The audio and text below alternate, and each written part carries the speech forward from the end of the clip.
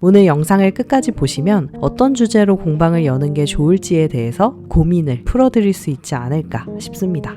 안녕하세요. 프로젝트 J입니다. 여러분은 지금 준비하거나 운영하고 있는 공방의 주제가 마음에 드시나요? 그러니까 캔들 공방을 하시는 분들은 캔들이 정말 좋으신가요? 레진 공방을 하시는 분들은 레진이 진짜 너무 좋아서 미칠 정도이신가요? 저도 한때 비누에 깊게 꽂혀서 디자인부터 이론까지 정말 깊게 들어가서 공부를 하곤 했었는데요.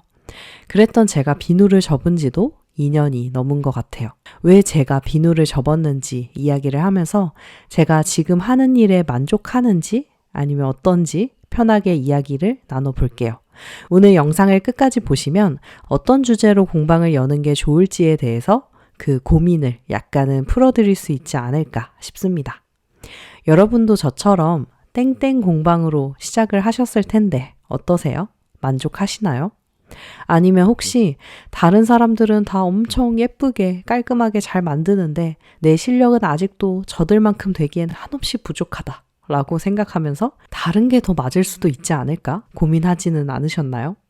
하고 싶은 것도 많고 손을 대기만 하면 웬만큼은 또 실력 있게 해내니까 오히려 더 주제를 정하기 어려운 저 같은 분들도 많이 계실 것 같아요. 저는 2017년도에 공방을 열었어요. 그리고 한 3년 정도 앞만 보고 쭉 달렸는데 2020년도에는 정말 진짜 너무 힘들어서 그만둘까를 수십 번도 넘게 고민을 했어요. 그때 다시 직장을 다녀야 하나도 고민을 했지만 캔들이 비누가 문제인가 싶어서 업종을 바꿔볼까도 엄청 고민을 했었어요.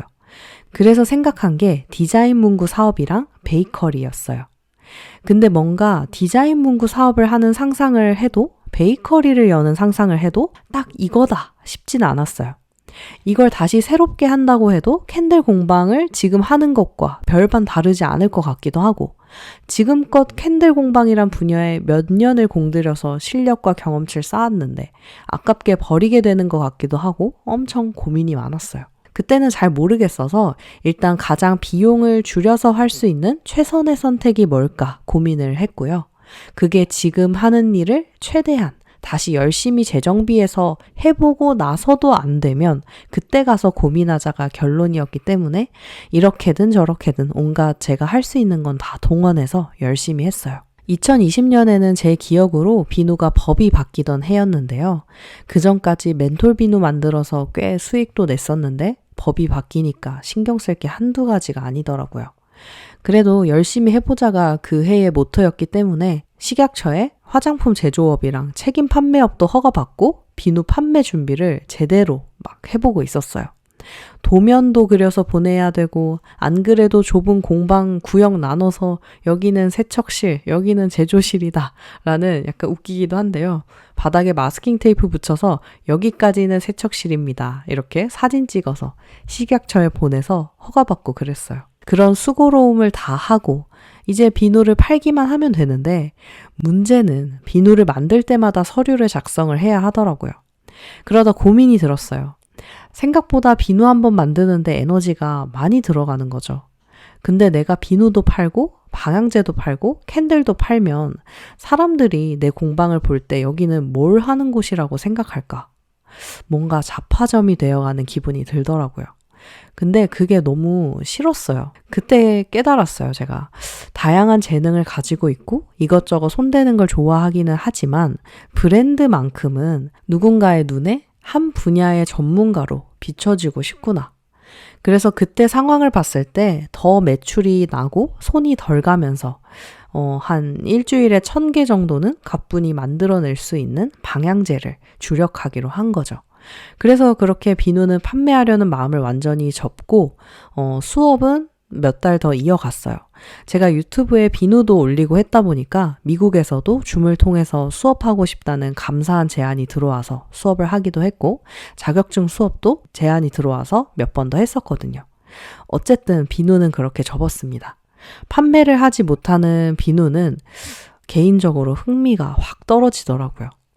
그래서 제가 판매하지 않는데 무슨 창업반을 할 수 있나 싶어서 비누 창업반도 그렇게 막을 내렸습니다. 그리고 뭘 해야 가장 나한테 잘 맞고 오래 꾸준히 즐겁게 할 수 있을까 하는 고민은 그때부터 바로 오늘까지도 하고 있는데요. 일단 어느 정도 제 스스로 답을 찾은 것 같아서 오늘 꼭 나누고 싶었습니다. 캔들, 디자인 문구, 베이커리, 늘 이 안에서 고민을 했던 것 같은데요. 최근에 내린 저의 결론은 아이템을 제한하지 않는 것으로 하기로 했어요. 캔들을 팔 수도 있고 디자인 문구를 할 수도 있는 거죠. 근데 거기다 쿠키를 파는 건 좀 이상하니까 베이커리는 일단 패스하고요.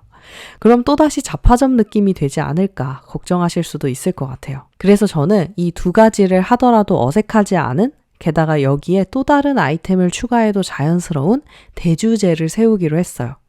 제가 세운 대주제는요, 바로 내 달란트를 가지고 1인 브랜드를 만들어가는 방법을 공부하고 나눠서 내 이야기를 듣는 사람들 모두가 오랫동안 즐겁고 행복하게 일을 하며 사는 것이라고 정해봤어요. 줄여서 말해보자면 브랜딩을 공부하는 노하우를 나누는 것. 이게 바로 저의 대주제예요. 제 캔들을 통해 브랜딩을 공부할 수 있다면 캔들을 팔 수 있는 거고, 제 디자인 문구류를 통해서 1인 사업을 하시는 분들이 그 일을 하는 과정이 즐거워지고 올바른 방향으로 설정해서 나가게 도와준다면 그걸로 된 거죠. 또 제가 진짜 뜬금없이 지퍼 달린 파우치를 제봉해서 판다고 해도 제가 추구하는 1인 브랜드에 대한 메시지를 영문으로 멋지게 한 문장으로 만들어서 라벨링을 해서 파우치에 제봉해서 판매한다면 어떨까요? 뭐 예를 들어서 Create Your Brand 지금 막 지어냈어요. 뭐 디자인 예쁘면 구매하시지 않겠어요? 뭔가 생각을 해봤는데 사고 싶다 이런 마음이 드셨다면 여러분은 아마 파우치가 필요한 게 아니라 제 메시지에 감동받았고 그 메시지를 나도 소유하고 싶은 마음에서 파우치를 구매하시는 게 될 거예요. 이렇게 돌고 돌아서 다시 브랜딩 이야기로 마무리가 되는 것 같은데요.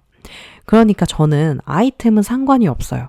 제가 맞다고 생각하는 가치들을 메시지로 만들고 그걸 많은 분들께 펼쳐놨을 때 공감하는 분들이 생기고 영향을 받는 분들이 생겨난다면 그게 제 만족이고 기쁨이더라고요. 혹시나 캔들을 할지 도자기를 할지 액세서리를 할지 이런 아이템이 아직도 혼란스럽고 고민되신다면요. 아이템을 선정하기 이전에 왜 브랜드를 만들고 싶은 건지, 왜 사업을 하고 싶은 건지 깊게, 아주 깊게 고민해보세요. 꿀팁 하나를 드릴게요. 저는 이렇게 답을 찾아갔는데요. 모든 질문을 하되 반대로 하면 돼요. 나는 캔들 공방 말고 다른 것도 해보고 싶다. 왜 다른 걸 해보고 싶어? 다른 것도 내가 잘할 수 있는 게 많이 있는 것 같아서. 왜 그렇게 생각해? 나는 손재주가 있고 뭔가 만들어내는 게 재밌으니까. 왜 그게 재밌어? 새로운 걸 만들면 성취감과 만족감이 있으니까. 왜 그렇게 생각해? 사람들이 잘 만들었다며 신기해하며 좋아하는 반응을 해주니까. 왜 사람들이 좋아해? 내가 만든 것이 사람들에게 어떤 감동 포인트가 있었을 테니까. 왜 감동해? 내가 제품에 담은 메시지가 진정성이 있었으니까. 왜 진정성이 있어? 나는 거짓말을 싫어하고 진짜 나한테 유익했던 것만 나누니까. 왜 그렇게 해? 진실되게 살고 싶어서. 그렇지 않으면 나를 속이는 거고 그건 굉장히 불편해. 왜 불편해? 난 사랑하는 우리 부모님의 딸이고 창조주 하나님의 귀한 딸이니까 그분들을 위해서라도 나는 진실되게 정직하게 살아야 돼. 그렇게 살 때 가장 내 존재가 가치 있어지는 기분이야. 왠지 지금 약간 울컥하면서 되게 감사한 마음이 드네요. 여러분도 이걸 해보시면 캔들 공방이라는 눈에 보이는 일에서 시작해서 결론은 내 존재에 대한 이야기로 마무리가 되는 것을 보실 수가 있을 거예요. 그래서 저는 단순히 제품을 판매하는 사업가가 아니라 제 생각, 가치관, 메시지를 파는 작가가 되고 싶어요. 누군가 저를 보고 사장님이라고 할 때보다 작가님이라고 할 때 뭔가 알 수 없는 희열이 느껴지거든요. 여러분도 내면의 소리에 한번 집중해보세요. 누가 나를 뭐라고 부를 때 희열이 느껴지는지, 내가 누군가에게 뭘 했을 때 만족감이 있는지, 어떤 행동을 할 때 성취감이 느껴지는지 내 스스로에게 물어봐야지 다른 사람은 알려줄 수가 없어요. 근데 하도 세상에 치여서 스스로에게 질문을 하는데 이게 무뎌져서 아무런 느낌이 안 들 때도 있어요. 그럴 때는 진짜 저 믿고 일주일만 딱 쉬어보세요. 일주일이 너무 어려우면 4일 정도만 아무 일 하지 말고 책도 보지 말고 생산적인 거 아무것도 하지 말고 누워서 그냥 재밌는 유튜브 보고 자고 먹고 산책하고 그래 보세요. 뭐 친구를 만나서 수다를 떨어도 좋고 그동안 가고 싶었는데 못 가본 소품샵이 있다면 가서 소품샵 플렉스를 해도 좋고요. 포인트는 소비예요. 잠깐 창조하던 일을 멈추고 소비를 해보세요. 그러면 신기하게도 뭔가 다시 창조하고 싶어져요. 뭔가를 다시 만들고 싶어지거든요. 그런 느낌이 들 때 다시 스스로에게 질문해 보세요. 그리고 내 마음이 어떤지 집중해 보세요. 사람들은요, 여러분의 작품이 예뻐서 관심을 갖기 시작할 순 있지만요, 오랫동안 그 사람들에게 관심을 받고 사랑을 받으려면 여러분의 이야기, 여러분의 가치관, 신념을 전해야 돼요.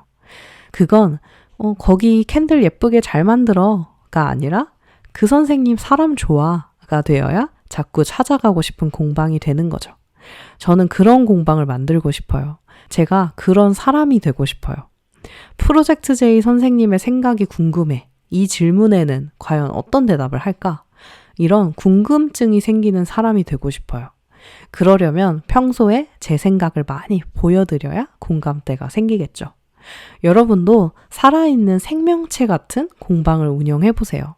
그럼 훨씬 즐겁고 사는 보람이 있다는 생각이 드실 거예요. 제가 요즘 그래요.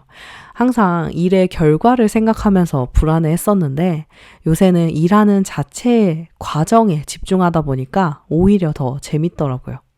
오래 해도 뭐 이거 얼마나 우리가 오래 하겠어요.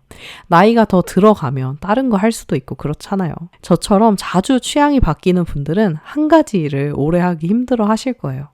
그렇지만 일은 달라져도 나라는 사람은 같으니까 내가 다른 업종을 시작하더라도 나를 찾아올 수 있도록 고객이 아니라 내 사람들을 만든다는 생각으로 오늘 하루도 최선을 다한다면 그게 오늘 하루를 정말 잘 보낸 것일 거라는 생각이 들어요. 흔히 그런 말을 하잖아요. 사람을 남기는 장사가 진짜 장사라고. 사람 냄새 나는 공방이 돼서 이윤이 아니라 사람을 남기는 브랜드를 저와 함께 만들어 봐요. 계속 공부하다가 좋은 인사이트를 나눠드릴게요.